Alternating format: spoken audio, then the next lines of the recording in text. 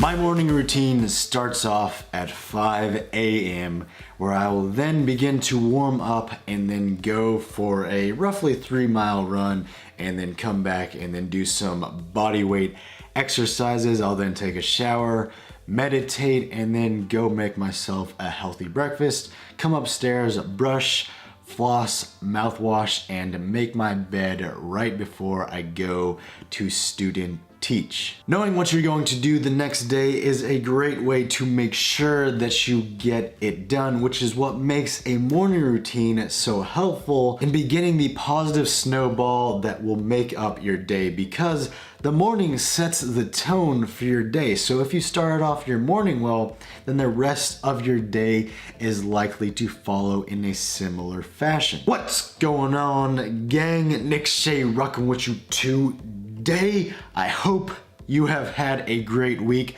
Sorry that my video last week was not uploaded on Saturday, it was on Sunday, even though it was just an intro to the channel. For some reason, my editing software took literally 10 hours to export the video. I'm hoping that doesn't happen today, but without further delay, let's get into it. Today, I'm going to be helping you make sure that you stick to your morning routine, because morning routines are a thing that I've been doing for quite a while. And the very first thing that you want to do is to find your why. Friedrich Nietzsche actually said, those that have a strong enough why can bear almost any how. At least this just means that as long as you have a strong why, then actually getting up and doing your morning routine will be so much easier. Whereas if you didn't really have much of a reason for doing it, then there would be hardly any motivation for you to actually go about doing it. And this is why you should incorporate things that are important to you into your morning routine, because if reading isn't something that you really care about, or the book isn't something that you really care about, then you're probably not going to continuously read or just read that book. So you want to make sure that of any of the items that I list here later on, that you make sure that they are important to you, because otherwise you won't actually stick to them. And secondly, you want to make sure that you add only 3 to 5 things to your morning routine. And those are the major things, obviously, like brushing your teeth and mouthwash and those sort of things are small enough to where it doesn't really matter that much. But you want to make sure that there's maximum of 3 to 5 big items, at least whenever you are beginning your morning routine, because if there's 6, 8, 10 items, then it can start to overwhelm you, which will make it much harder for you to actually stick to the morning routine. And then after you get used to it and the routine actually becomes routine and you don't need to think about making sure you do it each day, then you can begin adding things. Which brings me to my next point. Commit to your routine for 30 days, because if you just say, I'm gonna do this morning routine for infinity and beyond, then that can also kind of overwhelm you, because that just seems so daunting and such a long commitment to make. Whereas if you just commit to 30 days, then it's not as big of a commitment.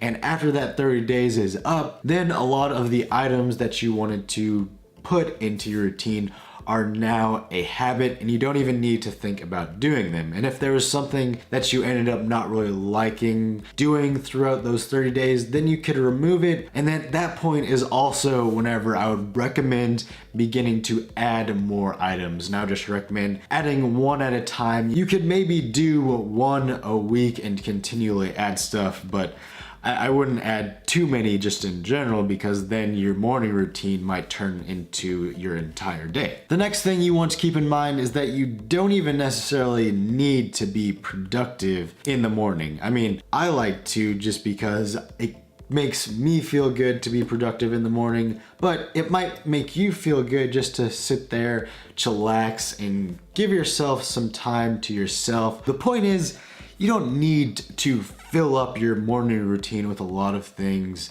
because that can also be overwhelming. Just do it at your own pace and do whatever feels right to you. But those are all the things that I want you to keep in mind to help you make sure that your morning routine sticks.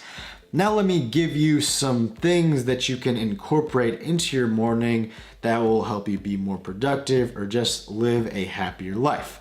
And the first thing is kind of the basis of a lot of morning routines, and that is to wake up early. Now, you don't necessarily need to wake up early to be productive because, like I've said in the past, it doesn't really matter what time you wake up, but what you do with the time whenever you are awake. But for me personally, I like waking up early, and it does kind of give you a little bit of an edge because not many people are awake at that time. So there's nobody up to distract you, and you can get work done if you want to, or you can just sit in silence.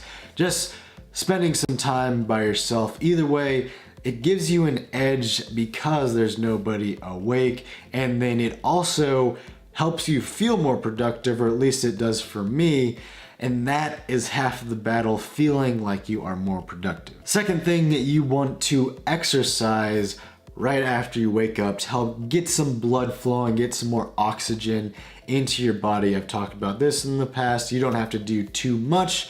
You just want to get yourself awake so that you can be ready and prepared for everything that you're going to be facing for the rest of the day. The third thing is something that I've also been contemplating lately, and that is to check or not to check. And that has to do with your phone and technology and that sort of thing. I mean, in the past, I have said that you should not check your technology or your phone no matter what, because it can lead down a negative spiral of procrastination and unproductivity. And while that's the case if you're just mindlessly scrolling through social media or doing something like that, if you get emails or the news is relevant to your work, then I think that it might actually be a good idea to go and check your emails and check the news or social media, because it is directly relevant to what you are going to be doing throughout the day. If you don't necessarily need to communicate with anybody and the news doesn't really impact your work at all, then I probably wouldn't really recommend you doing it. The fourth thing is meditation, silence, or morning pages, and all of these three will help to clear your head and get you ready for the rest of the day. With meditation, you can do it a couple different ways. You can help try and clear your thoughts or just be aware of your thoughts. And then spending your morning in silence is a good way to help begin your day, because you're going to be constantly bombarded with information throughout the day. So it's good just to sit there, chill, relax, clear your head, and get any of the priorities set that you need to. And then the last thing is morning pages, which is actually something that I have learned about recently. And all this is you write down 3 pages of whatever comes to your head. And this one I actually particularly like, because in the morning whenever I wake up, a lot of times I'm super anxious about needing to do this or that, or, oh, did I forget that? Oh, I did forget this other thing. And then I just go into a spiral of anxiety because of that. But by writing down all the thoughts in your head, it helps to get out everything that you might need to remember throughout the day. And then following writing, the 5th thing that you want to do is journaling. And there's 4 different ways that I'm going to recommend that you might journal. And the first is to try and remember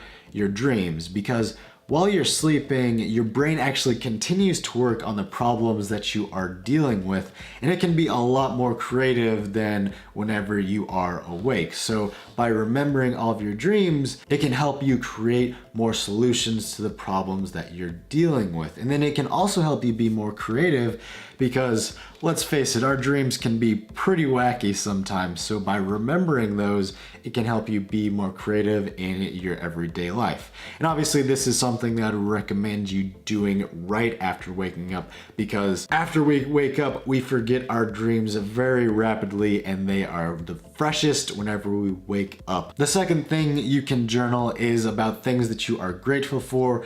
A gratitude journal is a great way to help begin your morning with positivity, because there are so many good things that we have going on in our life and so many blessings that we have, but it can be hard for us to remember all of those with everything that we've got going on in our life. So if we start off the day with thinking about things that we're grateful for, then it will help retrain our brain to be more positive in everyday life. The third thing that you can journal is just reflecting on your goals. How are they coming along? What has been working? What hasn't been working? Or have you been working hard enough on them?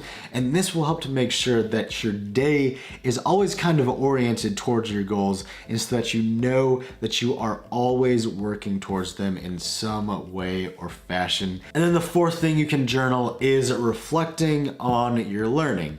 Now, obviously, this is kind of situational to whether you're learning something or not. This might be more common for students, but I'm going to be graduating here in May, but that doesn't mean that I'm going to stop learning. And I would advocate for anyone to continue learning all throughout their life.